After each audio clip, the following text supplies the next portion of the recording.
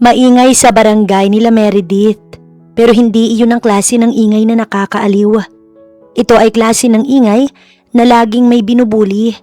Ganito ang mga tao dito, may aasahan pa ba siya? Sa dulo ng kalsada, kung saan dulo ng semento ay putikan na ang kasunod, makikita ang isang babae na hila-hila ang isang lumang kariton. Si Meredith yun. Ang buhok niya ay parang pugad ng ibon dahil sa sobrang gulo. At ang kanyang malaking t-shirt puno ng mantsa ng uling at grasa. Sa tingin ng mga kapitbahay niya, isa lang siyang palaboy na nawala sa sariling isipan matapos mangyari ang malaking sunog sa kanilang lugar ilang taon na ang nakakalipas. Dahil sa trahedyang yun, nasawi ang pamilya ni Meredith at siya'y naging palaboy. Hoy Meredith, ano yung nakuha mo sa basura? Damit? Isuot mo naman para magmukha kang tao. Sigaw ni Aling Marites habang humahalakhak kasama ang mga kumari nito sa tapat ng isang sari-sari store. Hindi sumagot si Meredith. Nanatili siyang nakatitig sa putikan habang patuloy sa paghila ng kariton na puno ng mga bote ng plastik. Sanay na siya sa mga kantsaw. Ang totoo, mas gusto niyang isipin nila na baliw siya dahil mas madaling takasan ng mundo kapag walang umaasa sa'yo. Ayos na to. Hindi naman na rin siya nasasaktan. Ano bang mas masakit sa mawalan ng pamilya? Inabot siya ng gabi sa pamamasura. Kaya naman, inabutan din siya ng bumagsak ang malakas na ulan. Hindi na muna bumalik si Meredith sa barangay dahil malayo pa siya. Naghanap siya ng masisilungan sa likod ng mga naglalakihang warehouse sa isang lugar na iwasan ng mga tao dahil sa madilim na nga may panganib pa. Ngunit para kay Meredith, ang dilim ay kaibigan niya. Nasanay na siya, wala na siyang takot. Habang nag-aayos ng higaang karton, sunod-sunod at malalakas na putok ang narinig niya. Napatakip si Meredith sa kanyang magkabilang tenga. Nagsimulang manginig ang kanyang mga tuhod. Sa bawat putok, bumalik sa isip niya ang tunog ng mga sumabog na gamit sa loob ng nasusunog nilang bahay noon. Pawis na pawis siya kahit malamig ang ulan. Akma siyang tatakbo palayo nang makarinig siya ng isang malalim at paus na daing mula sa madilim na sulok ng mga container van. Hayop, hindi niyo ko matatapos. Dahan-dahang sumilip si Meredith. Doon ay nakita niya ang isang lalaking nakaluhod, sumasandal sa malamig na bakal. Kahit madilim, kita naman ang kislap ng relo nito at ang puting polo na ngayon ay halos naging kulay pula dahil sa dugo. Ito ay si Lycan Silvestre. Ang lalaking sa isang iglap lang ay kayang magpabagsak ng mga negosyo at kayang manira ng buhay ng iba. Pero sa sandaling yun, mukha itong tao na hinihintay na lang ang sundo ni kamatayan. Ang kanyang kanang braso ay may malalim na sugat dahil sa tama ng bala na tumagos at nag-iwan ng sugat na hindi tumitigil sa pag-agos ng dugo. Hoy! Walang pagdadalawang isip na tawag ni Meredith. Nag-angat ng tingin si Lycan. Kahit hirap, nanatiling matalim ang kanyang tingin. Sino ka? Alis, kung ayaw mong madamay. Napasimangot si Meredith. Mamamatay ka na niyan, sambit ni Meredith. Hindi pinapansin ang banta ng lalaki. Lumapit siya at nakita ang itsura ng sugat. Kailangang itali yan. Mauubusan ka ng dugo sa loob ng 10 minuto. Wala akong panyo. Bulong ni Lycan. Ang kanyang boses, unti-unti nang humihina dahil sa nararamdamang kirot at sakit. Tumingin si Meredith sa paligid. Wala siyang kahit anong tela sa kariton kundi mga plastik. Tumingin siya sa sarili niyang suot. Ang t-shirt niya ay sobrang dumi pero may naisip siya. Nung isang araw kasi, may nakita siyang isang brand new na bra sa isang donation box na hindi pa nagagamit. Matingkad na pink at ang garter nun ay matibay. Isinuot niya ito dahil iyon lang ang maayos niyang gamit. Huwag kang titingin, sabi ni Meredith na may pagbabanta pa. Naguguluhan si Lycan. Mabilis na tumalikod si Meredith at ipinasok ang kamay sa ilalim ng kanyang maluwag na t-shirt upang kalasin ang bra. Sa isang iglap, hawak niya ng pink niyang bra. Gamit ang kanyang mga ngipin at isang maliit na gunting na laging dala para sa pangangalakal, pinutol niya ang strap at ang gitnang bahagi nito para maging isang mahabang tali. Anong gagawin mo sa bagay na yan? Gulat na tanong ni Lycan nang makita ang kulay pink na tela na inilalapit ni Meredith sa kanya. Manahimik ka, ito lang ang malinis na tela rito at matibay ang garter nito, sabi ni Meredith. Madiin niyang itinali ito sa bahagi ng sugat ni Lycan upang pigilan ang pagdurugo. Aray, papatayin mo ba ako sa higpit? Singhal ni Lycan. Hoy, kung hindi ko to hihigpitan, hindi titigil ang pagdurugo mo. Magtiis ka pwede. Mafia boss ka, diba? O baka naman iyakin ka lang. Sagot ni Meredith, sabay buhol ng mahigpit na pink na lace. Eksakto namang may mga ilaw ng flashlight na palapit na. Akala ni Lycan ay ang kanyang mga tauhan at mga kalaban. Pero laking gulat nila nang mga tanod ng barangay Pag-asa ang lumitaw. Kasunod nila ang ilang usisero na nakarinig din ng putok.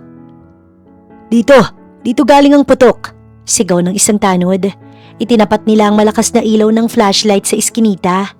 Ang bumungad sa kanila ay isang eksenang awkward talaga. Si Meredith, gulo-gulo ang buhok ay nakaluhod sa pagitan ng mga binti ng isang napakagwapong lalaki na duguan.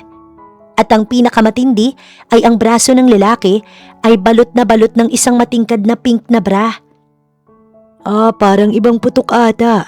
Sambit pa ng isa habang napapangisi. Sus ko po, si Meredith, nakikipagmilagro na dito. Sigaw ni Totoy, ang tambay sa kanto. Grabe ka Meredith, bra mo talagang ginamit mong panggapos. Hagalpak ni Aling Marites na nakasunod din pala. Kaya palang lakas ng loob mong maglakad-lakad dito ay may tinatago ka palang boy sa dilim. Humagalpak ng tawa ang buong barangay. Bakit pa ako magpapaliwanag sa inyo? Paniwalaan ninyo ang gusto nyo. Mga engot naman kayo eh. Hanggang dyan lang ang kaalaman ninyo. Kinabukasan, ang balitang ito ang naging headline sa bawat tindahan at kanto. Pinagtawanan si Meredith. Ginawan siya ng kwento na kesyo baliw na nga malandi pa. Deadman naman si Meredith dahil ang lalaking iyon at siya lang ang nakakaalam ng totoo. Pero habang ang buong barangay Pag-asa ay nalulunod sa tawa, si Lycan Silvestre ay gising na sa loob ng isang pribado at pinakamahal na hospital dito sa lungsod. Tinitigan niya ang pink na bra na nakalagay sa isang stainless na tray sa tabi ng kanyang kama. Ang kanyang kanang kamay na si Marco nakatayo sa gilid, hindi malaman kung tatawa o matatakot. Boss, itatapon ko na ba yan? Tanong ni Marco habang tinuturo ang bra. Huwag mong tataasan o lakasan ang boses mo sa harap ng nagligtas sa akin. Malamig na sagot ni Lycan. Hinawakan niyang pink na lace. Hanapin niyo ang babaeng nagmamay-ari na to. Ngayon din. Pero boss, sabi sa report, baliw daw yun sa barangay nila. Palaboy at pinagtatawanan siya ng lahat dahil dito sa bara na to at dahil sa ginawa niya sa iyo, sir. Tumingin si Lycan sa bintana. Ang kanyang muka, walang emosyon, pero ang kanyang mga mata talagang natutuwa sa dalaga. Pinagtatawanan siya? Gusto kong sabihin mo sa pinakamagaling na designer sa bansang to na gawa nila ang babaeng yun. At nais ko'y pinakamahal na wedding gown. Bago yun, ihandaan niyo ang convoy. Pupunta tayo sa barangay Pag-asa. Ipapakita natin sa kanila kung sino ang pinagtatawanan nila. Makalipas ang 3 araw, nabulabog ang buong barangay. Isang mahabang linya ng mga itim na SUV na mga sasakyang sa pelikula lang nila nakikita ang pumasok sa kanilang makipot na kalsada. Tumigil ang lahat sa kanilang ginagawa. Kahit si Aling Marites, nalaglag ang hawak na baso dahil sa gulat. Bumaba si Lycan at sa likod niya ay ang kanyang mga tauhan na nakaitim ng salamin. Naglakad si Lycan sa gitna ng putikan.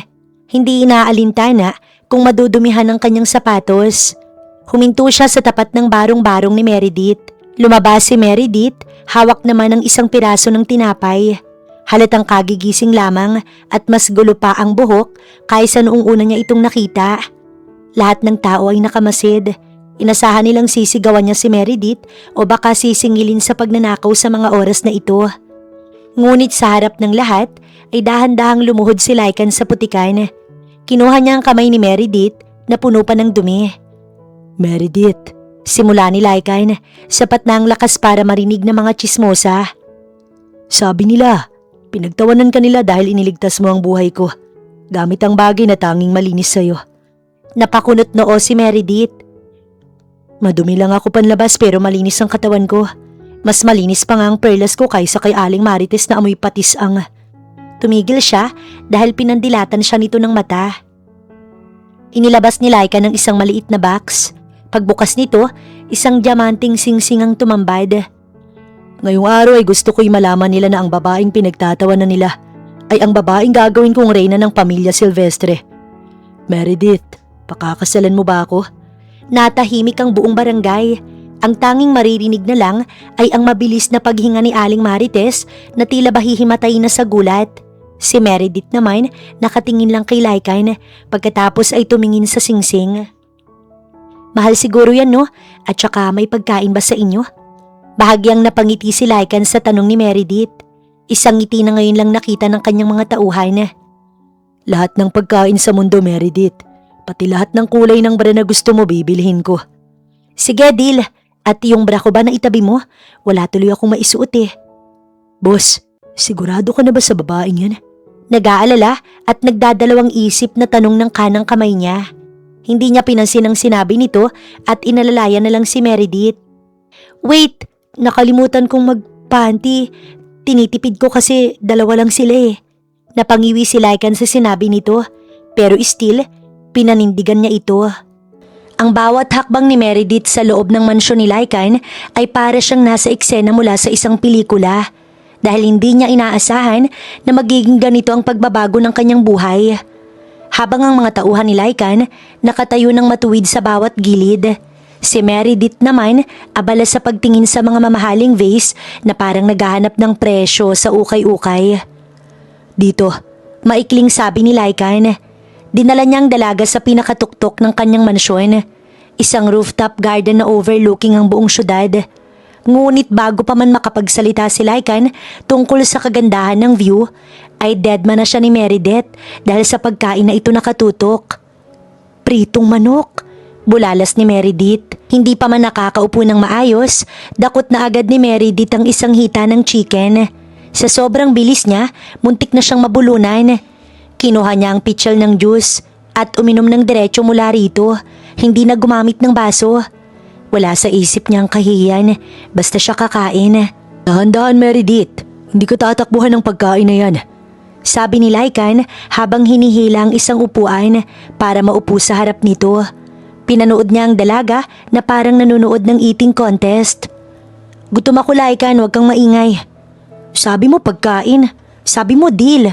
Bakit walang kanin? Nasaan na yung kanin? Bakit tinapay lang to? Napahilot sa sintido si Lycan. Ipinapaluto ng steak mo. Pero bago yan, kailangan nating gawin ang part ng deal ko. Lilinisan kita't gagawing maayos na. Ano ko, alien? Putol niya dito. Meredith, tignan mo ang sarili mo. Amoy usok ka na, amoy basura pa. Sabi ni Lycan na may halong otoridad ang tono. At kung magiging asawa kita, kailangan magmukha kang tao. Tao naman ako ah. May dalawang mata, isang ilong. Gusto mo lang ata akong gawing display? Sagot ni Meredith sabay kagat sa isang croissant na parang kumakain lang ng pandesal. Ipinatawag ni Lycan ng pinakamagaling na stylist, hair and makeup artist at mga kasambahay. Halos magkaroon ng giyera sa loob dahil ayaw magpaligo ni Meredith sa bathtub. Ayoko niyan, ang daming bula, baka malunod ako no? Ma'am, scented beads lang po ito. Rinig na sagot ng isang stylist. Kahit na amoy bulaklak, baka akalain ng mga bubuyog patay na ako. Tumagal ng 3 oras ang operasyon na pagandahin si Meredith. Si Lycan ay naghihintay sa labas, humihit-hit ng sigarilyo habang ang kanyang kanang kamay na si Marco hindi mapakali. Boss, sigurado ba kayo rito? Baka magwala yan paglabas. Bulong ni Marco. Manahimik ka, Marco. Kahit anong mangyari, siya ang nagligtas sa akin. Sagot ni Lycan, bagaman may kaunting kaba rin sa kanyang dibdib. Biglang bumukas ang pinto. Natahimik ang lahat. Ang mga tauhan ni Lycan na may hawak pang mga baril, muntik nang mabitiwan ng kanilang mga armas. Si Marco ay napanganga at si Lycan halos malaglag ang sigarilyo sa kanyang labi. Ang babaeng lumabas ay hindi na baliw na kanilang tinutukoy. Ang kanyang buhok na dati ay parang pugad ng ibon, ngayon ay napakaayos na at kulay tsokolate na natural. Ang kanyang balat nang maalis ang lahat ng uling at dumi ay kasing puti ng gatas at parang porselana sa kinis. Nakasuot siya ng isang simpleng dress na nababakat ang kanyang kurba. Grabe, tao pa ba yan? Bulong ng isang bodyguard. Si Lycan ay dahan-dahang tumayo. Nilapitan niya si Meredith. Nabighani siya sa ganda ng mga mata nito na ngayon lamang niya nakitang malinis. Meredith? Bulong ni Lycan. Ang boses niya ay may paghanga. Ang ganda mo. Tumingin si Meredith sa kanya. Walang kislap sa mata. Walang kilig. Ang tanging ekspresyon sa mukha niya ay ang pagkairita. Ang sikip nitong suot ko, Lycan. Parang hindi ako makahinga. Reklamo ni Meredith sabay kamot sa likod niya na parang hindi nakasuot ng gown na nagkakahalaga ng ₱250,000. Tsaka yung mukha ko, bakit ang lagkit? Parang nilagyan ng pintura. Makeup yan, Meredith. Bagay sa'yo. Paliwanag ni Lycan na sinusubukang hawakan ng mukha nito pero umiwas ang dalaga. Makeup pinagsasasabi mo. Mas gusto ko pa yung uling, libre pa. Oh, tapos na ba tong costume party na to? Nasaan na yung steak? Sabi mo may steak. Napailing si Lycan. Kahit anong ganda nito pero ang ugali na natiling nonchalant. Walang pakialam sa yaman. Walang pakialam sa kapangyarihan niya. At lalong walang pakialam sa kanyang kagwapuhan. Handa ng steak sa rooftop. Halika na. Anyaya ni Lycan. Pagbalik nila sa rooftop, ang ambience ay mas ginawang romantic. May kandila na at may tumutugtog na violin sa gilid. Gusto ni Lycan na maramdaman ni Meredith na special siya. Nang ihain ng steak, hindi na nag-aksaya ng panahon si Meredith. Kinuha niya ang kutsilyo at tinidor, pero dahil hindi siya sanay, nahirapan siyang hiwain ng karne. Bakit ang hilaw naman na to? Pero malambot sana kaya lang ay hilaw. Medium rare yan, Meredith. Pinakamahal ng part ng baka yan. Akin na, hihiwain ko para sa'yo.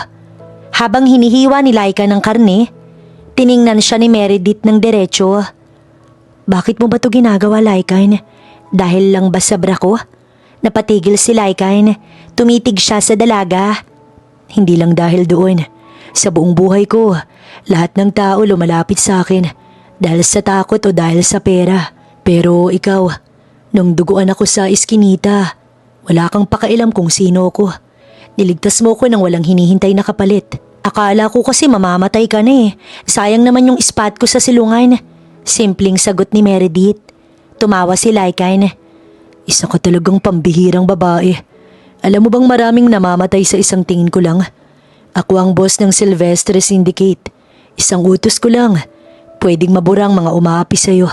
Tumingala si Meredith sa langit. Pagkatapos ay tumingin ulit kay Lycan habang umunguya ng steak.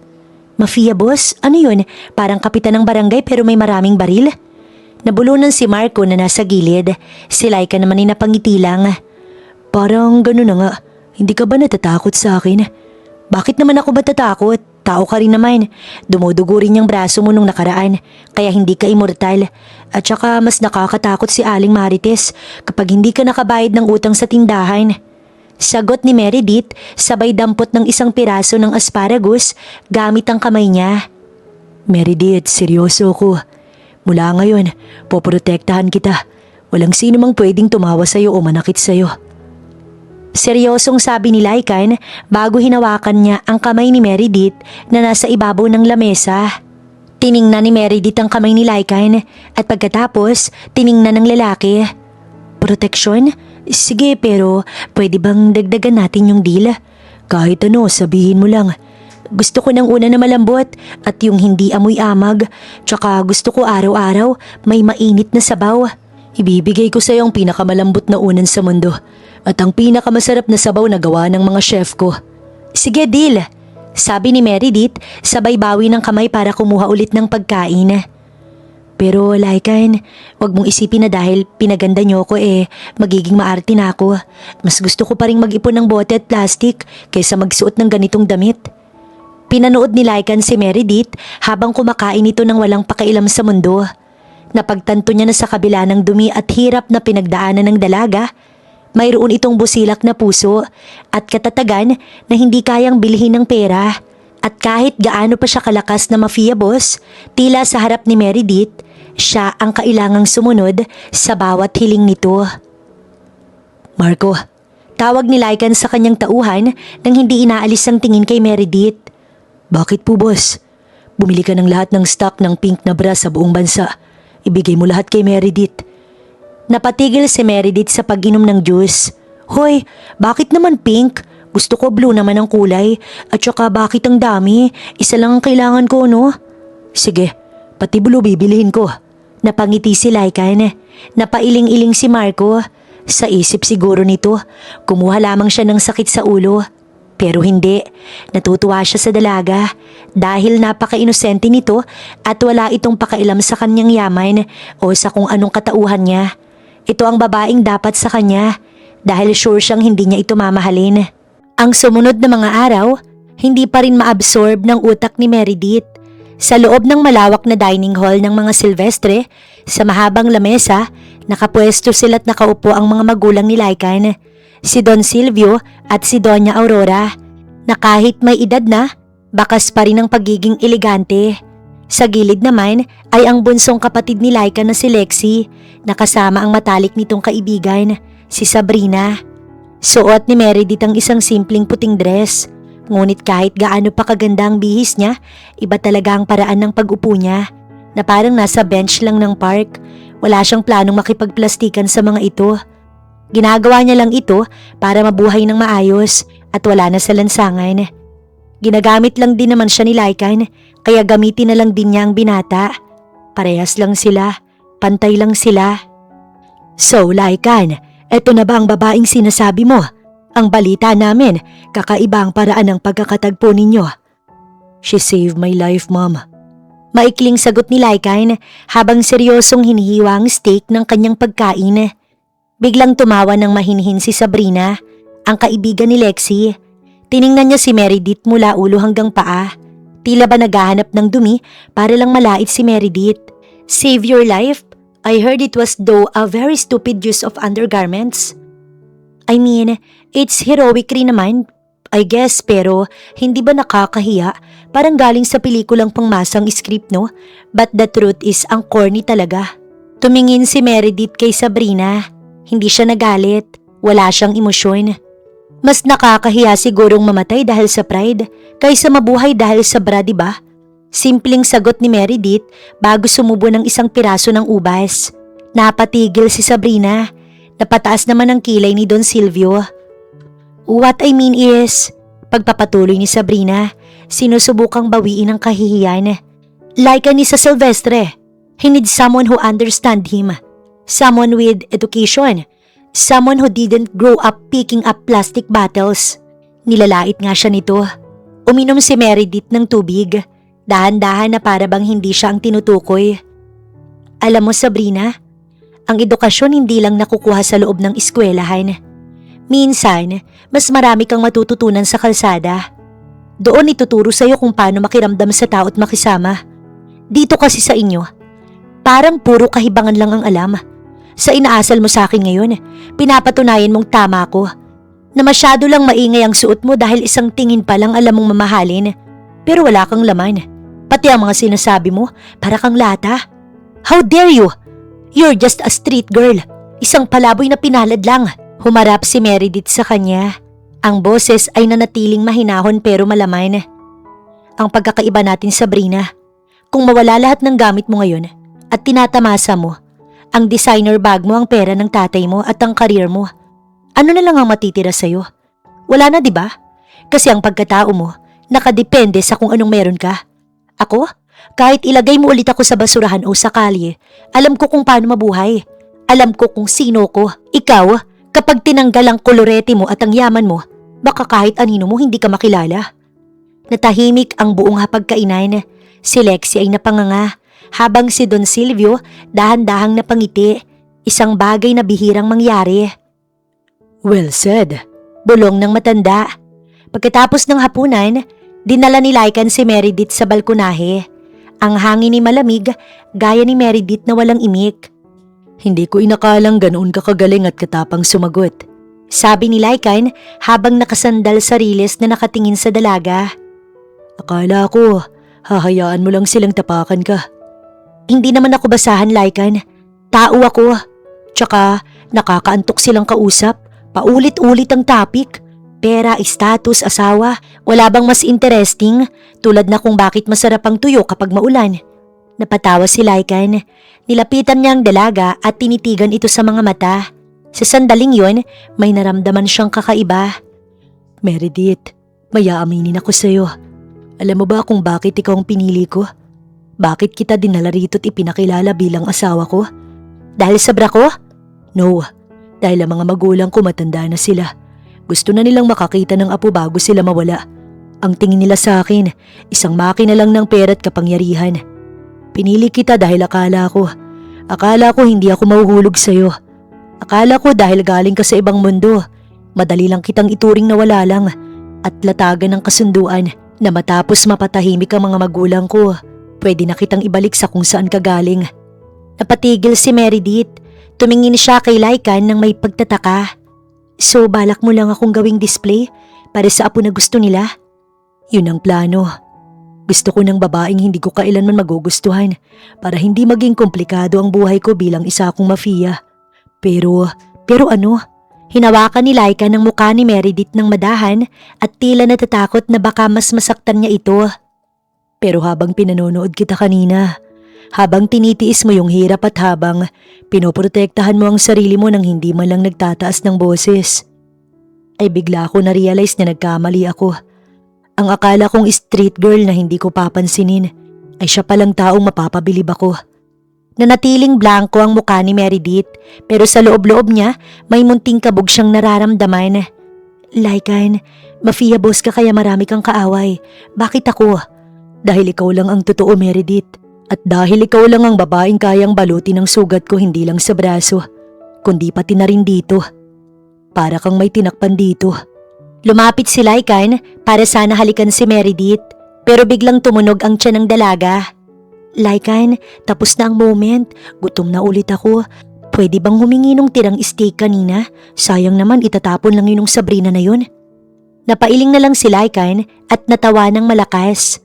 Kahit kailan ka talaga, Meredith. Halika na, pakakainin ulit kita. Habang naglalakad sila papasok, alam ni Lycan ang plano niyang wag mahalin ng dalaga ay tuluyan ng nabigo. Si Meredith ay parang isang kapayapaan na dumating sa madilim niyang mundo. Magulo at maingay, pero ito lang ang nagdala ng liwanag na matagal niya nang hinahanap. At para kay Lycan ay kailangan niya itong protektahan. Nahulog na talaga siya sa dalaga. Ngunit tila hindi pa ito interesado sa kanya, kaya deadma lang ito. Para kay Meredith, isang kasunduan pa rin ang namamagitan sa kanila. Hindi pa naman niya alam kung paano ba manligaw ng maayos. Marco, boss, paano ba kuhanin ng babae na gustong gusto mo? Ho, boss? May nililigawan na po ba kayo? Hindi ito makapaniwala. Wala pa naman. Gusto ko lang ng tips. Pwede bang bigyan mo ko? Boss, daanin mo sa papogi at pa-cute at sa mga banat mong pampakilig. How do I do that? Boss, kaya mo yan, magpa-cute ka lang. Si Ma'am Sabrina po ba? Hindi nakakibo agad si Lycan. Totoo ba?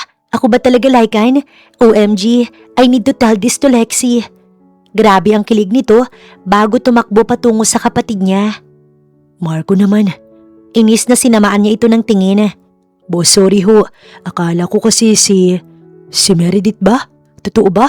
Naku boss, baka naman ginayuma ka na nun.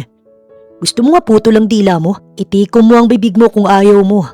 Inirapan niya ito kaya natigilan si Marco. Ngayon paano niya babawiin agad kay Sabrina na hindi naman talaga ito kundi si Meredith? Malamang nasabi na agad nito kay Lexi ang narinig na maling akala. Napahilot sa sintido si Lycan bago nagsindi ng yosi dahil nawawala siya sa mood. Si Meredith kasi hindi man lang siya pinansin, para bang hinihingi na lang niya ang atensyon nito. Gusto niyang magselos, pagkain na lang ang lagi nitong binabanggit. Weird, pero iyon ang nararamdaman niya dahil mas napapansin nito ang pagkain. Pagkatapos ng dinner na muntik nang maging wrestling match dahil sa kamalditahan ni Sabrina, dinala ni Lycan si Meredith sa isang bahagi ng mansyon na hindi pa nito nakikita. Ang game room, pero hindi ito basta-basta game room. May bilyaran, arcade machines at isang dambuhalang TV. Dito ka muna. May kailangan lang akong ayusin sa opisina. Huwag kang lalabas ng pinto, maliwanag. Oo na, paulit-ulit.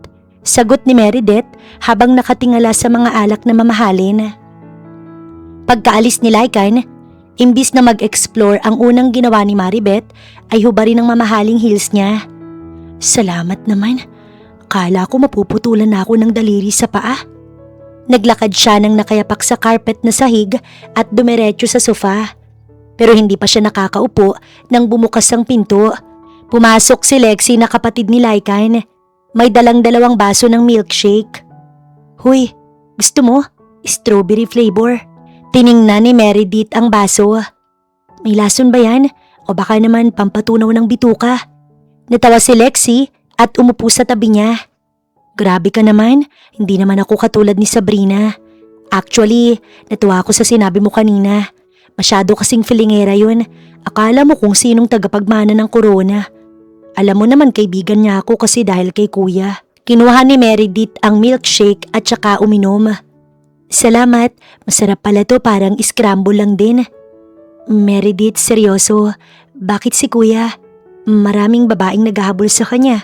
Mga model, artista, anak ng mga politiko, pero ikaw lang ang nakita kong pinatulan niya ng ganito. Bakit? Pangit ba siya? Ito rin ang naitanong ni Meredith sa sarili. Napatigil si Meredith sa paghigop. Ewan ko nga din sa kuya mo. Sabi niya kailangan niya raw ng asawa para magkaapo ang magulang niyo. Ginawa kong factory ng bata. Nanlaki ang mata ni Lexi. Ano? Sinabi niya talaga yun? Ang kapal talaga ng mukha ni kuya. Hayaan mo na. Ang mahalaga malambot ang kama rito at hindi ako nababasa ng ulan. Hindi gaya sa kalsada. Sabi ni Meredith nang walang kabakas-bakas ng selos o pagdaramdam. Pero sa loob-loob ni Lexi, naawa siya rito. Alam niyang sa mundo ng mafia, ang mga babae madalas ginagamit lang bilang alas sa laro ng kapangyarihan. Pero iba ang nakikita niya kay Lycan. Kapag nakatingin ang kuya niya kay Meredith, ay hindi ito tingin ng isang boss. Tingin ito ng isang taong nagmamahal. Ang kuya ba niya nagmamahal na? That's good to know. Eksaktong alas 11 ng gabi nang bumalik si Lycan. Nakita niyang natutulog na si Meredith sa sofa. Yakap-yakap ang isang malaking throw pillow habang ang kabilang kamay may hawak pang balat ng chichirya. Dahan-dahan siyang lumapit. Inalis niya ang buhok na nakaharang sa mukha ng dalaga. Bakit bang hirap mong basahin? Mahinang bulong ni Lycan. Nagising si Meredith. Kinusot niya ang kanyang at tumingin kay Lycan. Oh, tapos ka na ba sa gagawin mo? Gutom na ako ulit. Kakakain mo lang ng dinner, Meredith. At base sa nakikita ko, naubos mo na rin ang stocks ng snacks ko rito. Puna ni Lycan habang nakaturo sa mga kalat sa lamesa. Mabilis ang metabolism ko, wag kang makialam. Sagot ni Meredith sabay tayo, pero dahil medyo nahilo siya sa biglang pagtayo, na out of balance siya. Mabilis na nasalo ni Lycan ang kanyang bewang. Nagkatinginan silang dalawa. Ang bango ng amoy ni Lycan. Amoy pogi talaga't konting amoy ng tabako dahil mukhang nagyosi na naman. Samantalang si Meredith ay simpleng amoy, safeguard lang. Sabi ko sa'yo, kinuha kita para lang maging display. Sabi ni Lycan at boses ay seryoso at matalim. Pero habang tumatagal, parang ako ang talo sa deal na to. Anong talo? Nakatipid ka nga sa akin eh. Hindi ako mahilig sa diamante. Pagkain lang sapat na. Talo ko dahil nahuhulog ako sa'yo kahit hindi dapat. Hindi alam ni Meredith kung paanong magre-react. Sa buong buhay niya, ang mga lalaki sa barangay nila ay tinatawag lang siyang baliw o kaya iniiwasan siya. Ngayon, ang pinakamapanganib na lalaki sa bansa nagsabi sa kanya ng ganito. Lycan, huwag mong seryosohin yung sinabi ko kanina tungkol sa buhay ko. Alam kong kailangan mo lang ako para sa mga magulang mo. Okay lang sa akin yun. Sanay akong ginagamit. Hindi kita ginagamit, Meredith. Nung una, oo, yun ang plano. Pero ngayon, gusto kong protektahan ka. Hindi dahil kailangan ko ng tagapagmana, kundi dahil ayaw kong mawala ka. Kinabukasan, imbis na dalihin sa mall o sa sosyal na restaurant si Meredith, na ayaw rin naman ito, dinala niya na lang ito sa likod ng mansyon. May isang maliit na greenhouse doon. Pagpasok nila, nagulat si Meredith. Puno ng greenhouse ng mga halaman pero hindi lang basta bulaklak. May mga tanim na sili, kamatis, talong at may binibilad pa siyang tuyo. Ano to? Tanong ni Meredith. Nanlalaki ang mga mata. Sabi mo kagabi gusto mo ng tuyo kapag maulan. At dahil mainit ngayon, gumawa ako ng paraan para makakain ka pa rin. Natawa si Meredith. Ang tawa niya ay napakalawak. Mafia boss ka ba talaga? Bakit nagpapatuyo ka ng isda sa mansyon mo? Baka mag-amoy palengke itong subdivision. Wala akong pakialam kung magreklamo sila. At kung gusto mo ng tuyo, bibigyan kita ng tuyo. Basta kahit ano, pati ang gusto mong bote at plastic, magpapagawa ko ng recycling sa pangalan mo. Seryosong sabi ni Lycain. Sa isip-isip ni Meredith, siraulo ba si Lycain? Bakit naman ito gagawa ng ganoon? Para lang sa kanya? Sobrang ganda naman yata niya. Salamat Lycain, pero wag kang mag-e-expect na magiging sweet ako sa iyo Hindi ako marunong yan. Ayos lang. Mas gusto ko yung Meredith na masungit at nonchalant. At least alam kong totoo ka. Sagot ni Lycain, sabay akbay sa kanya. Habang naglalakad sila sa gitna ng mga tanim na talong at sili, alam nilang dalawa na malayo pang tatahakin ng kanilang deal. Marami pang kalaban ang susubok sa kanila. Marami pang gaya ni Sabrina ang manlalait.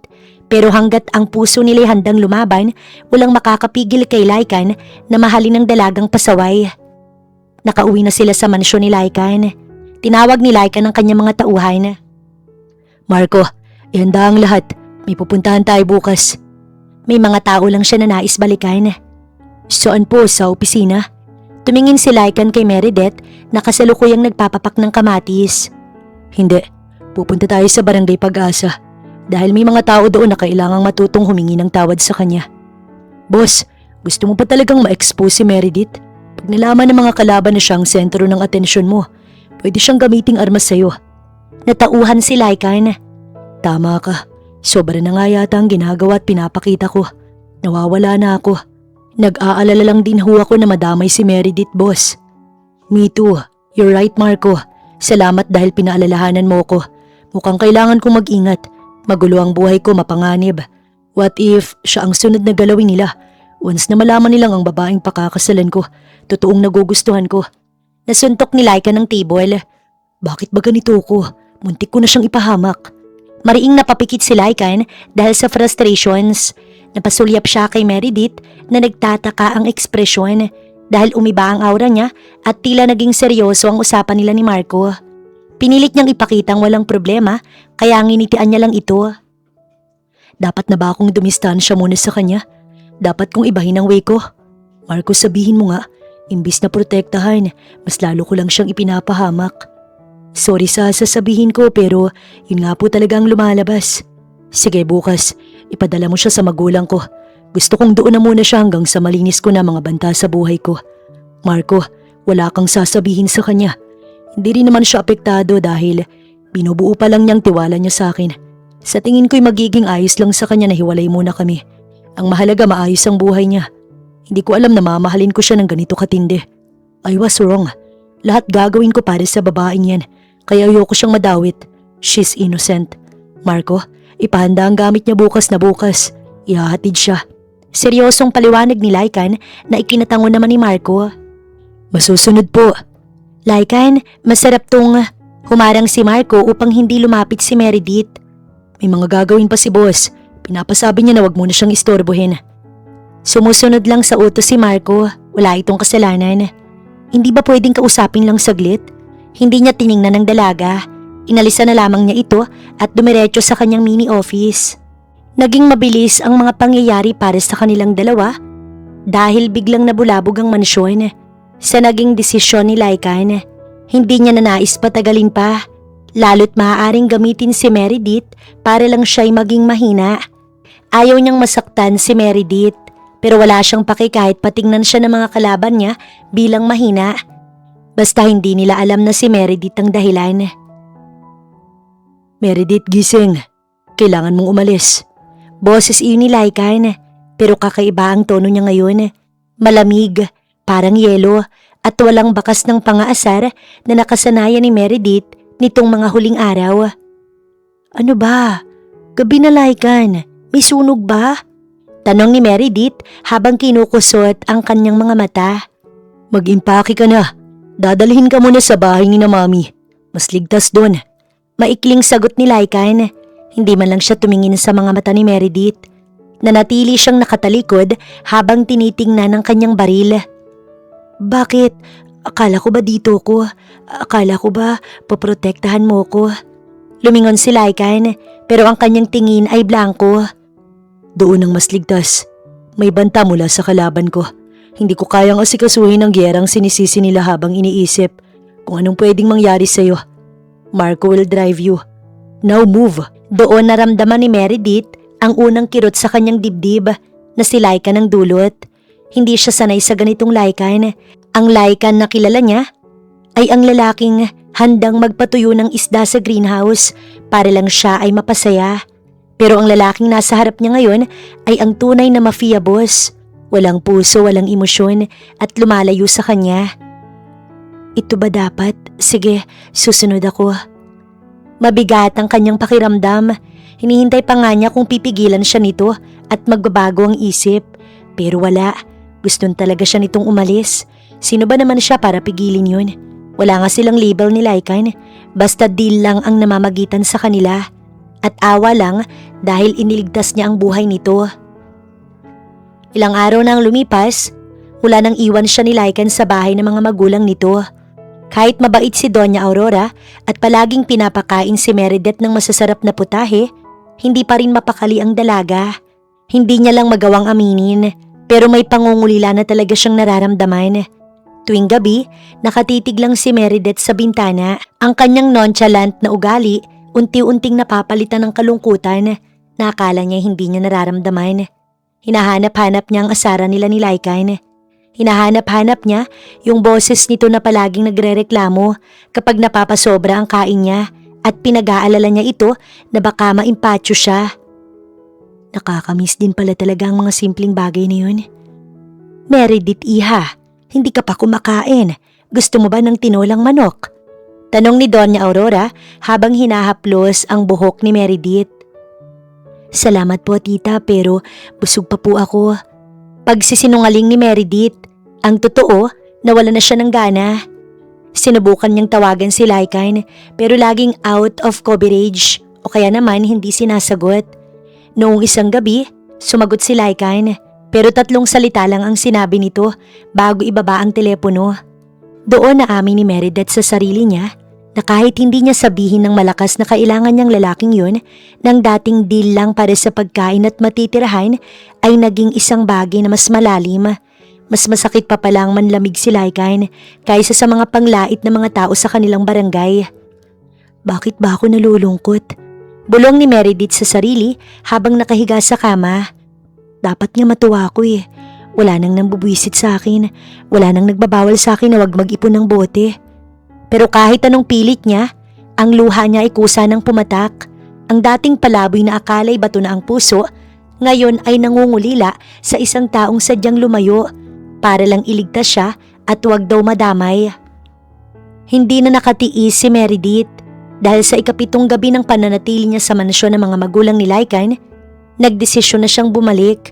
Hindi siya nagsabi kanino man. Kinuha niya ang kanyang lumang bag, isinuot ang kanyang simpleng damit at tumakas. Sa likod bahay siya dumaan. Hindi ako pwedeng nandito lang habang siya'y nakikipagyera. Kailangan kong malaman kung buhay pa ba yung hambog na yun. Sumakay siya ng taxi gamit ang perang ibinigay ni Doña Aurora. Habang papalapit ang sasakyan sa mansyon ni Lycan, bumibilis ang tibok ng puso niya. Inasahan niyang pagbaba niya, sasalubungin siya ni Lycan ng isang yakap o kahit man lang isang pangaasar. Pero pagdating niya sa gate, ang mga lalaking nakaitim ang bumungad sa kanya na talagang bantay sarado ang mansyon. Ma'am Meredith, hindi po kayo pwedeng pumasok. Harang ni Marco ang kanang kamay ni Lycan. Marco, padaanin mo ko. Gusto kong makita si Lycan. Utos po ng boss, ma'am. Bawal kayong tumapak sa loob ng mansyong to hanggat hindi tapos ang gulo. Delikado po. Bumalik na po kayo. Delikado? Mas delikado yung ganito. Hindi ko alam kung anong nangyayari sa kanya. Marco, please. Sabihin mo sa kanya nandito ko. Alam niya pong nandito kayo, ma'am. At ang sabi niya umuwi na raw kayo. Hindi niya kayo kailangan dito. Tila gumuho ang mundo ni Meredith sa narinig. Lumingon siya sa taas ng mansyon, sa rooftop kung saan sila huling kumain ng steak. Nakita niya doon ang isang anino. Si Lycan. Nakatingin ito sa kanya mula sa malayo. Hawak nito ang isang baso ng alak pero hindi man lang ito gumalaw para buksan ang gate. Lycan! Lycan, alam kong naririnig mo ko. Duwag ka. Akala ko ba mafia boss ka? Bakit natatakot kang harapin ako? Walang sagot. Ang anino sa rooftop, tumalikod at pumasok sa loob. Napaupo si Meredith sa tapat ng gate, sa gitna ng semento, habang bumubuhos ang ulan. Parang bumalik siya sa dati.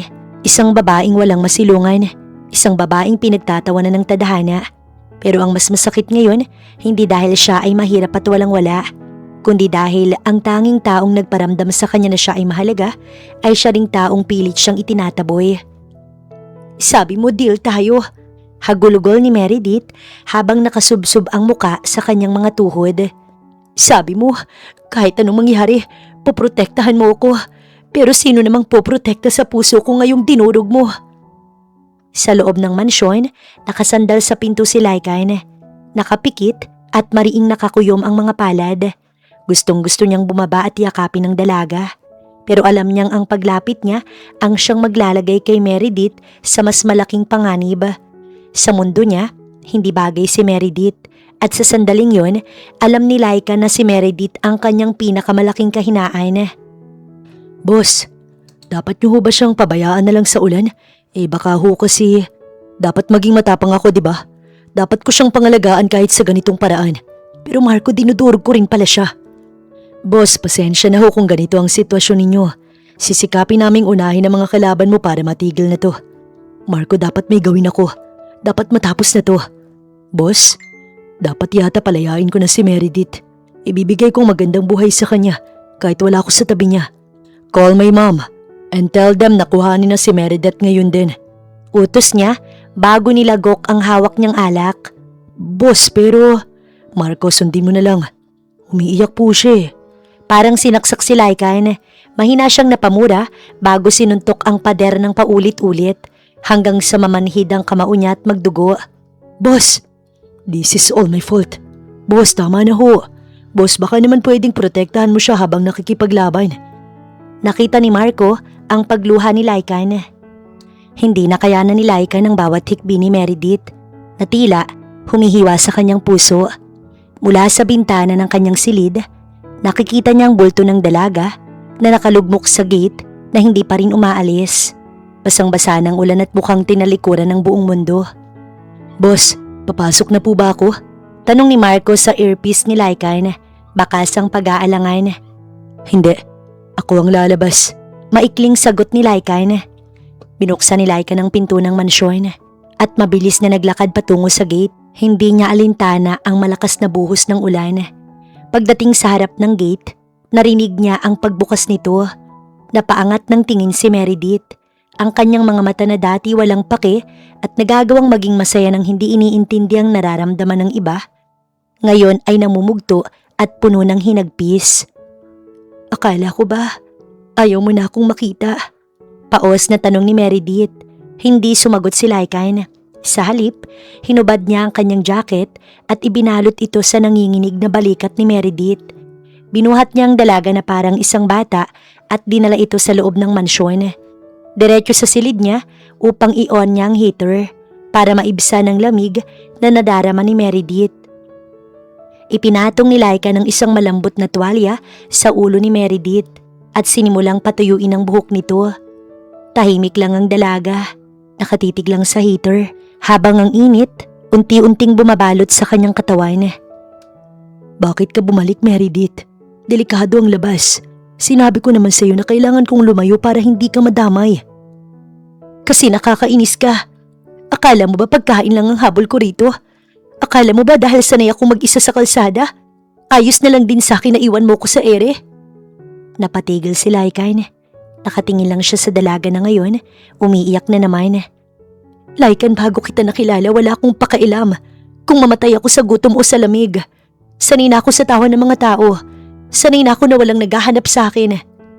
Pero nung dumating ka, nung dinala mo ko rito, nung pinagtanggol mo ko kay Sabrina, biglang nagbago ang lahat. Natuto kong umasa na may gigising sa akin sa umaga. Natuto kong maghintay ng tao magtatanong kung busog na ba ako. Humarap si Meredith kay Lycan. Ang kanyang mga mata Diretsong nakatingin sa lalaki. Natatakot ako, Lycan. Hindi sa mga kalaban mo kundi sa pakiramdam na to. Kasi ngayon ko lang na-realize na kahit anong sarap ng steak o kahit gaano kalambot ang unan ko o kahit maging komportable pa ang buhay ko, wala silang kwenta kung wala ka sa tabi ko.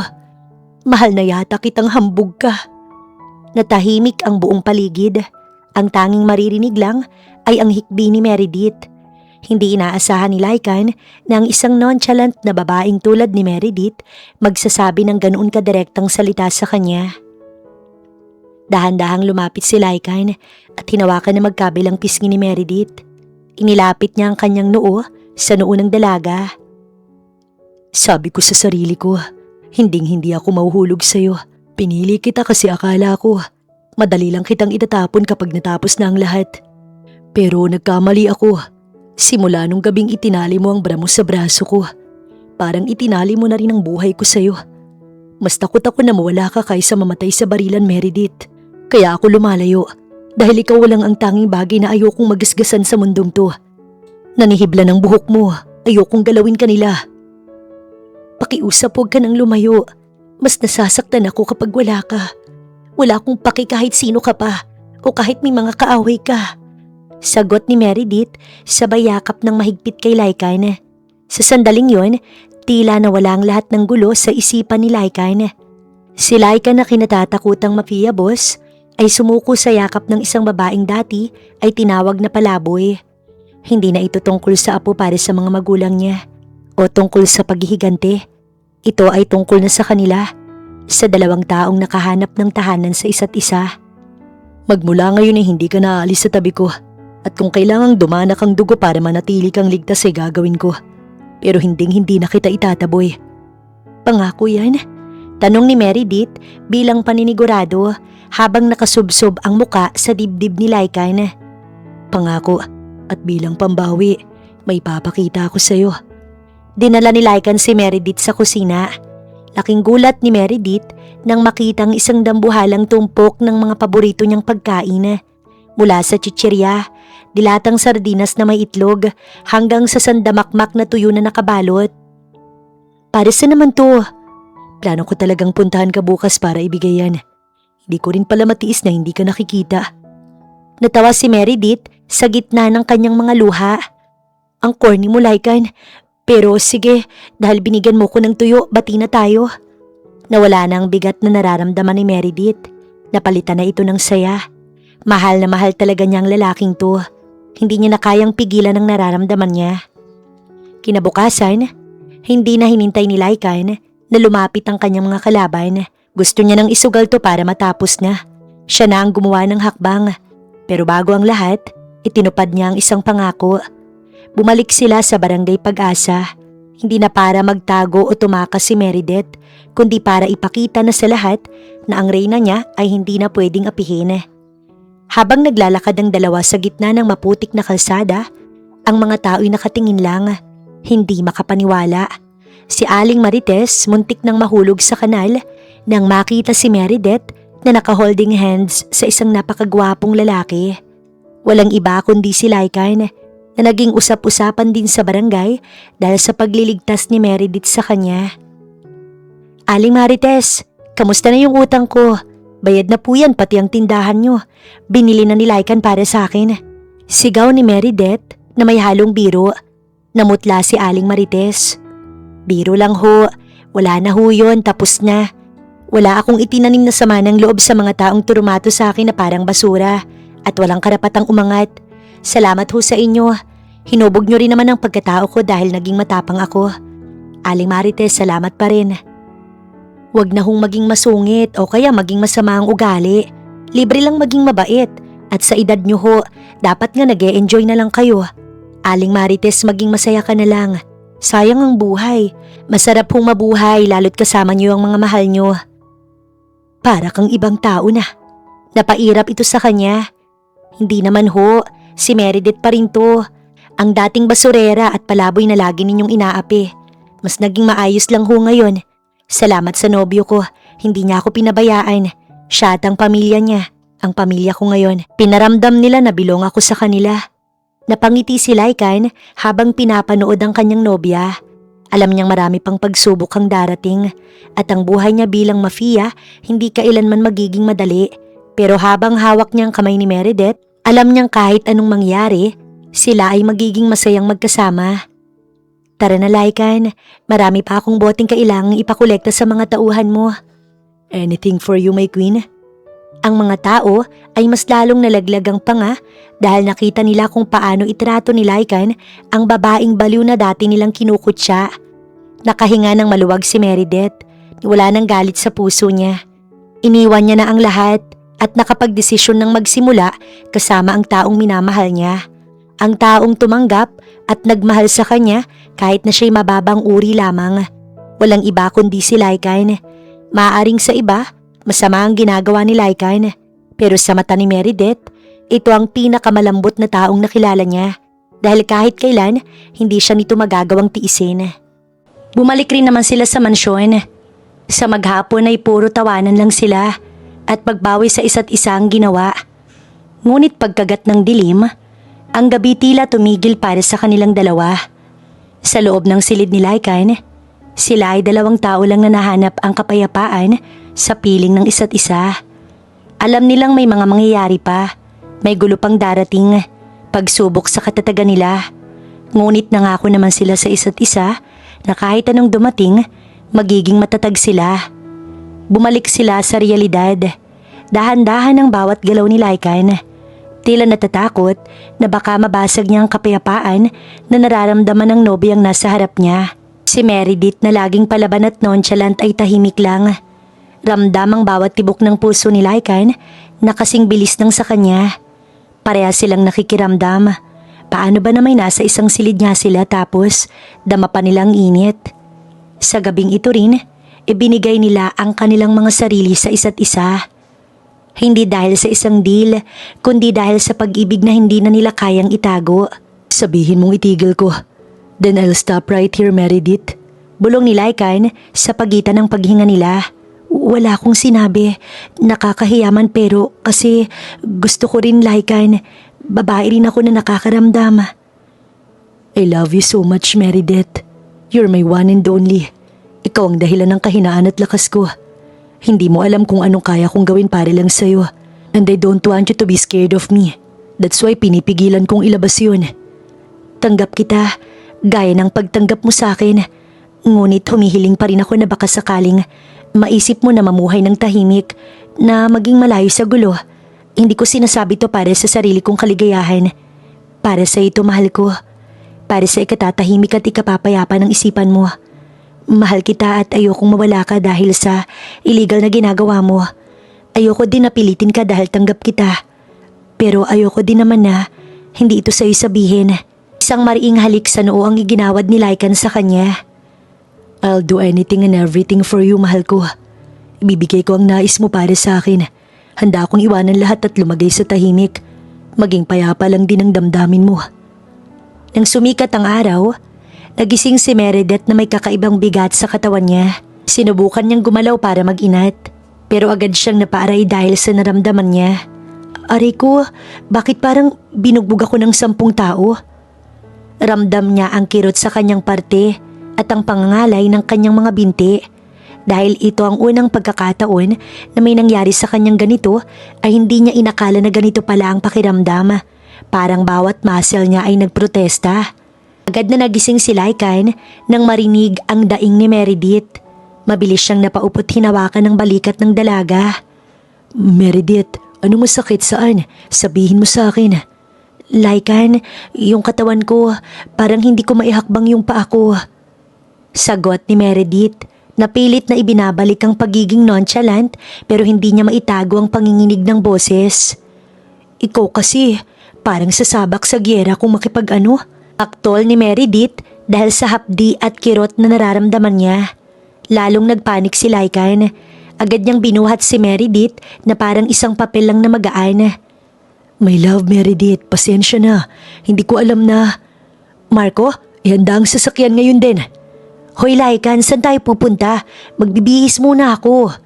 Sigaw ni Meredith dahil hindi pa siya maayos. Wala nang oras, dadalhin kita sa hospital. Hospital? Dahil lang dito? Nakakahiya, Lycan. Anong sasabihin ko sa doktor? Na nasaktan ako dahil sa'yo? Reklamo ni Meredith. Pero wala na siyang nagawa dahil binalot na siya ni Lycan ng isang makapal na kumot at mabilis na isinakay sa sasakyan. Si Marco ay nagtataka nga rin pero napailing na lang dahil bawal itong tumutol. Pagdating sa hospital ay tila may dumating na artista. Tumambad kasi si Lycan sa emergency entrance habang ang mga tauhan niya nakapaligid na akala mo may assassination attempt na nangyari kay Meredith. Emergency! Kailangan ko ng pinakamagaling na doktor ngayon din. Sigaw ni Lycan habang buhat-buhat si Meredith na balot ng kumot. Sir, ano pong nangyari sa pasyente? May tama po ba ng bala?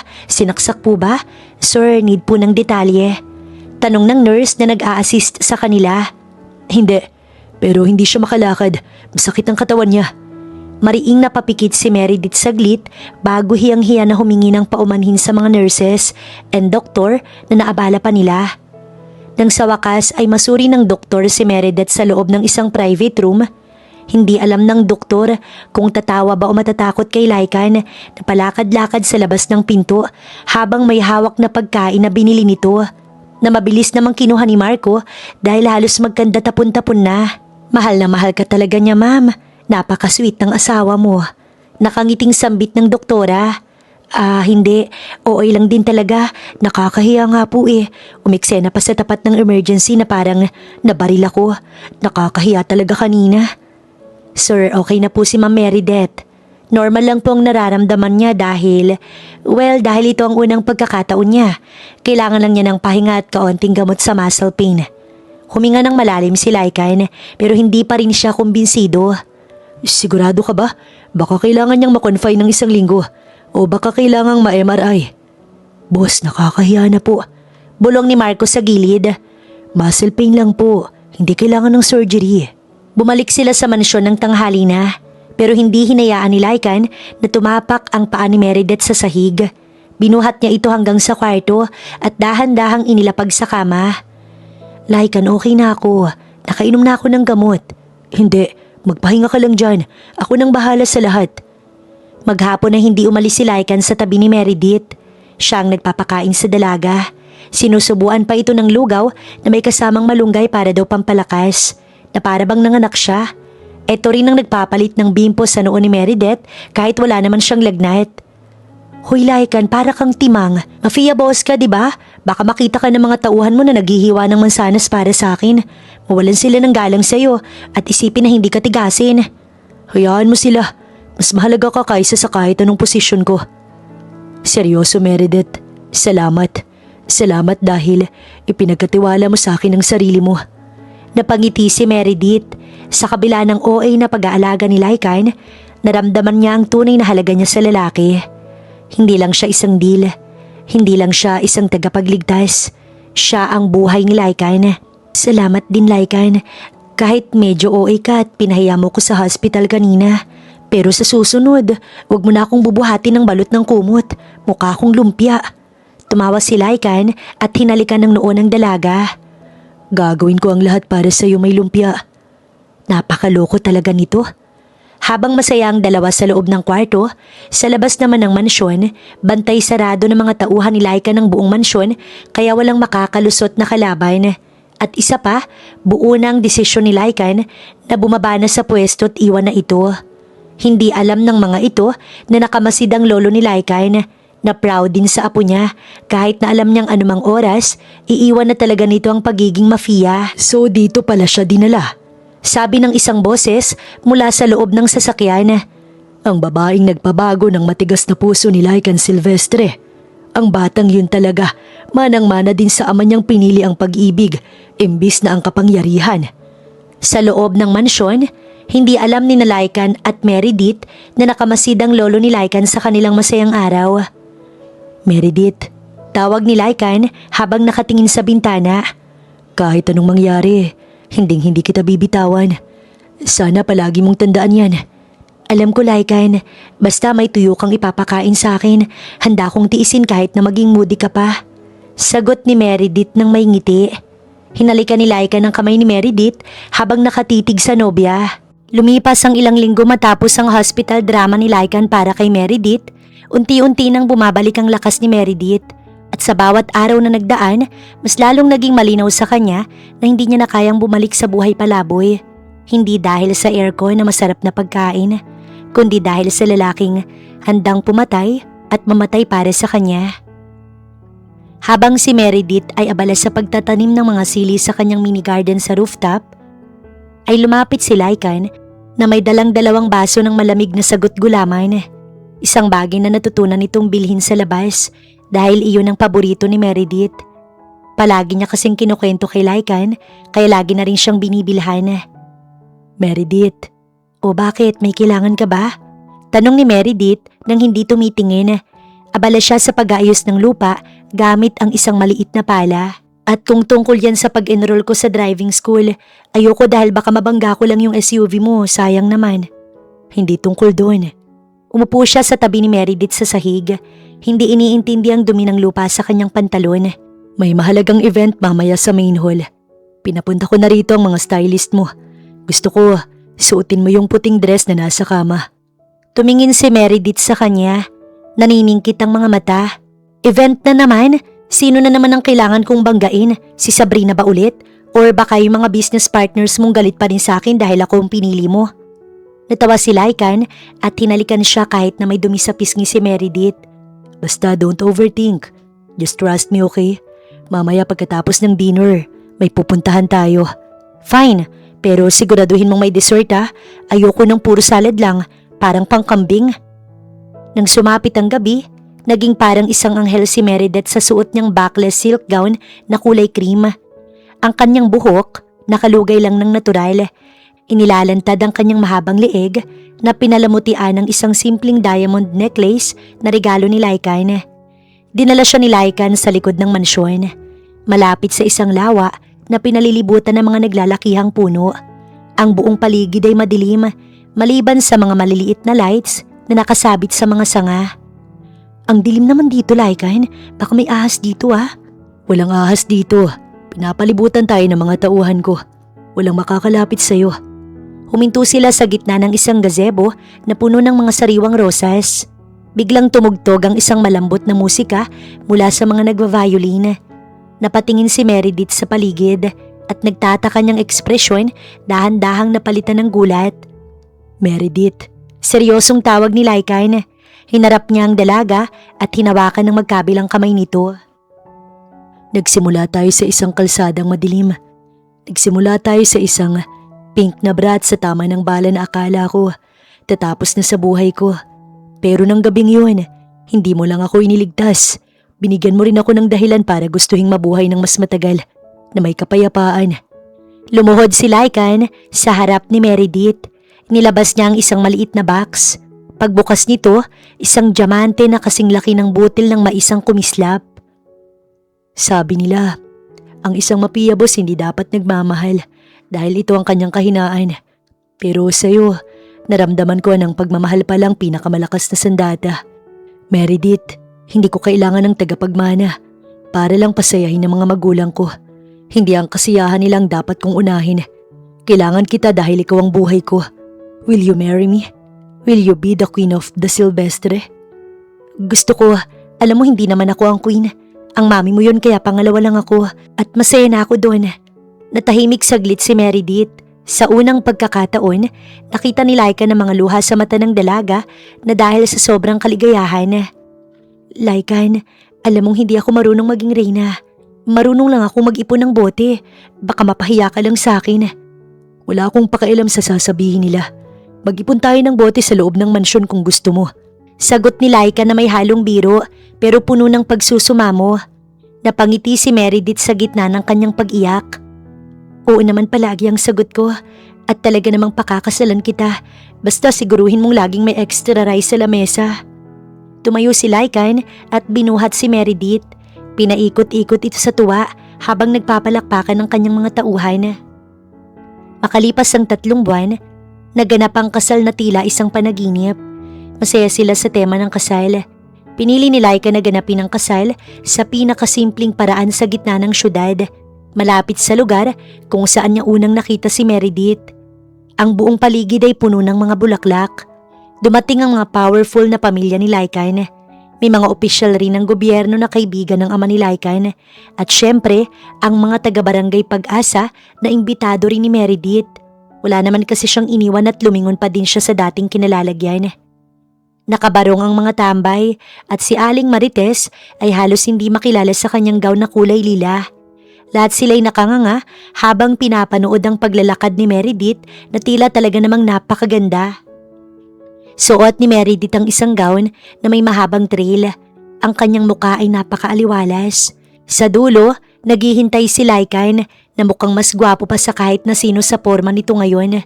Nang magkaharap sila sa harap, hindi napigilan ni Lycan na bulungan ng dalaga. Ang ganda mo. Parang hindi ikaw yung nakilala ko sa eskinita. Ikaw din, parang hindi ikaw yung dugo ang lalaki na iniligtas ko noon. Ang seremonya ay puno ng emosyon. Sa exchange of vows, naging tapat ang dalawa. I, Lycan Silvestre, take you, Meredith, to be my wife. I promise to protect you for all the bullets of this world and to be the person who will always fill your plate and your heart. Ako naman si Meredith, panimula ng dalaga, tumingin sa mga magulang ni Lycan na nakangiti sa kanya. Ipinapangako kung hindi kita iiwan kahit gaano pa kadugo ang buhay mo. Ipinapangako kung ikaw lang ang lalaking gagamitan ko ng bra para iligtas kung kailangan. Mahal kita, Lycan, higit pa sa iniisip mo mahal ko. Nagtawanan ng mga tao pero bakas ang paghanga sa kanilang mga mata. Pagkatapos ng bindisyon ay hinalikan ni Lycan si Meredith. Isang halik na nagpapatunay na ang pag-ibig ay walang pinipiling estado sa buhay. Sino ka man o anuman ang estado mo, may taong tatanggap talaga sa'yo. Ang reception, ginanap sa garden ng mansyon ng mga Silvestre. Pero may kakaibang request si Meredith. Sa gilid ng mga buffet table na may caviar at steak, may isang mahabang lamesa na puno ng mga street foods. Isang station para sa fishball, kwek-kwek at syempre, ang pinakahihintay ng lahat ay ang Shanghai. Grabe, sosyal ng kasal mo pero may mga kwek-kwek. Bulong ni Aling Marites habang naglalagay ng 5 piraso sa kanyang plato. Masayang-masaya ang lahat. Sumasayaw si Meredith kasama si Don Silvio. Habang si Lycan naman, nakikipag-inuman sa mga tauhan niya at sa ilang tambay mula sa barangay. Sa isang sandali, nagtagpo ang mga mata ni Lycan at Meredith sa gitna ng maraming tao. Lumapit si Lycan at niyakap si Meredith mula sa likod. Happy, my queen. Sobra, Lycan. Salamat sa lahat. Sagot ni Meredith, isinandal ang kanyang ulo sa balikat ng asawa. Ngunit sa gitna ng kasiyahan, lumapit si Marco kay Lycan. May ibinulong ito na nagpabago sa ekspresyon ng mukha ng boss. Boss, may package na dumating. Galing sa kabilang pamilya. Nakapangalan kay Ma'am Meredith. Bulong ni Marco. Dahan-dahang binitiwan ni Lycan si Meredith. Stay here. May kailangan lang akong tingnan. Binuksan ni Lycan ng box sa isang gilid. Sa loob nito may isang sulat at regalo. Ang sulat ay pagbate at hindi pakikipaggalit. Napangiti si Lycan. Malamang natanggap na nila ang balitang bumaba na siya sa pwesto dahilan ng pag-atras ng kalaban. Tumingin siya kay Meredith na kasalukuyang tumatawa kasama si Lexie. Alam ni Lycan na ang gabi ng kanilang kasal ay pagdiriwang ng pag-ibig at ito rin ang deklarasyon ng mapayapang buhay. Huwag mong sasabihin kay Meredith. Ihanda ang mga kailangan para bukas. Bukas na bukas. Formal akong magpapasalamat. Lumingon si Lycan kay Meredith at matamis na ngumiti. Ang laban para sa kanilang kaligayahan ay nagsisimula pa lamang at hindi niya hayaan na ito ay masaktan. Lumipas ang 7 taon. Ang mga bantat takot napalitan na ng masasayang pangyayari at ang mga maliliit na paa na tumatakbo sa bawat sulok ng mansyon. Ang dating malamig at nakakatakot na tahanan ng mafia, isa na ngayong simpleng tahanan. Si Lycan na dati kinatatakutan, mayroon ng bagong mga boss na kinatatakutan naman niya. Walang iba kundi ang kanyang mga anak. Isang maaliwalas na umaga sa malawak na garden ng mga Silvestre, nakaupo si Meredith sa isang duyan. Pinapanood ang kanyang 2 anak. Ang panganay, si Hunter na 6 na taong gulang. Si carbon copy ni Lycan, lalo sa seryosong aura nito habang naglalaro ng toy gun. Samantalang ang bunso, ang 4 na taong gulang na si Luna, ay nakuhang nonchalant na ugali ni Meredith. Daddy, look! I caught the bad guy! Sigaw ni Hunter habang hila-hila ang paa ni Marco na ngayon ay nagsisilbi na ring babysitter at kalaro ng mga bata. Lumalabas si Lycan mula sa teres, dala ang isang tray ng merienda. Simple lang ito palagi pero ang kagwapuhan hindi pa rin kumukupas. Good job, Hunter, pero tandaan mo ang tunay na lalaki, hindi lang basta matapang. Dapat marunong ding mag-ingat sa kanyang reyna. Sabi ni Lycan sabay tingin kay Meredith na nakatingin sa kanya. Mommy is the queen and I'm the princess, singal ni Luna habang abala sa pagkuskus ng isang lumang plastic na bote na nakuha niya sa garden. Natawa si Meredith. Mana ka talaga sa akin, Luna. Kahit mayaman tayo, hindi pwedeng itapon ang mga pwedeng i-recycle. Lumapit si Lycan kay Meredith at hinalikan sa noo. Hanggang ngayon, pag-collect pa rin ng bote ang itinuturo mo sa kanila. Baka akalain ng mga tao pinababayaan ko kayo. Hayaan mo sila, Lycan. Maganda kayang maging practical. At saka nakalimutan mo na ba? Bote at bara lang ang naging dahilan kung bakit tayo nandito ngayon. Hindi na tumutol pa si Lycan sa asawa na palagi namang tama para sa kanya. Nagkaroon ng camping night ang pamilya sa rooftop. Ang lugar na pinakapaborito nila. Nagtayo sila ng malaking tent at nagluto ng mga makakain. Pero syempre, hindi mawawala ang request ni Meredith na inihaw na tuyo. Daddy, bakit amoy isda tong place natin? Takang tanong ni Hunter habang tinatakpan ng kanyang ilong. Hunter, yan ang amoy ng tagumpay. Seryosong sagot ni Lycan, bagamat natatawa sa loob-loob niya. Yan ang paboritong pagkain ng mami niyo at yan ang naging dahilan kung bakit niya ako sinagot. Kaya kung hindi dahil sa amoy na yan baka wala kayo rito. Sabi mo, hero si ma'am. So, if I eat this, will I be a hero too? Tanong ni Luna habang sinusubukang himayin ng tuyo gamit ang kanyang maliit na daliri. You're already my hero, Luna. Sabi ni Meredith habang pinupunasan ng mantsa sa mukha ng anak niya. Habang nagkukwentuhan, tinanong ni Hunter ang isang bagay na matagal nilang iniiwasang pag-usapan.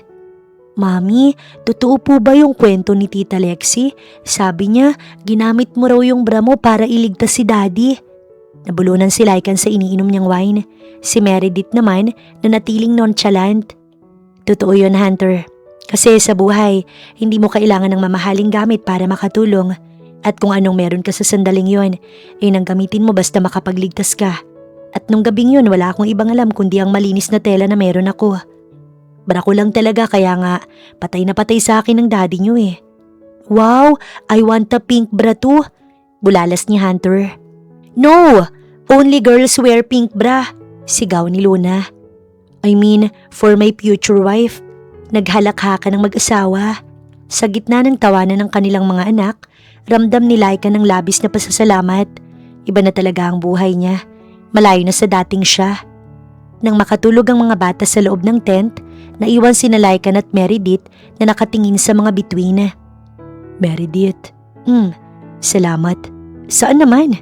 Salamat dahil hindi mo ko sinukuan. Salamat dahil tinruan mo kong magmahal sa paraan mo. Tumingin si Meredith sa kanya. Salamat dahil kahit mukha akong baliw noon, nakita mo ang totoong ako. At salamat dahil binigyan mo ko ng pamilyang mamahalin. Wala ako nito noon eh. Nasa isip ko lang to dati pero ngayon ito na.